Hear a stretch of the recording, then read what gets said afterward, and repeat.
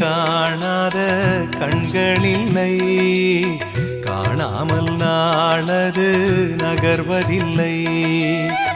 கண்ணன் என்றாலும் கள்வன் என்றாலும் கருணை புரிவான் ஸ்ரீ கிருஷ்ண பகவான்.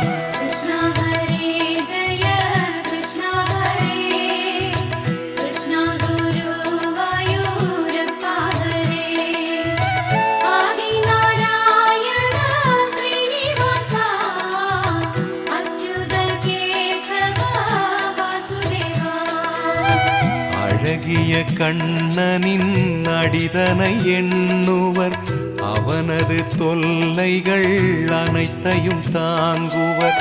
வெண்ணையை திருடிய கண்ணனின் லீலையை கண்டு ரசிப்பதே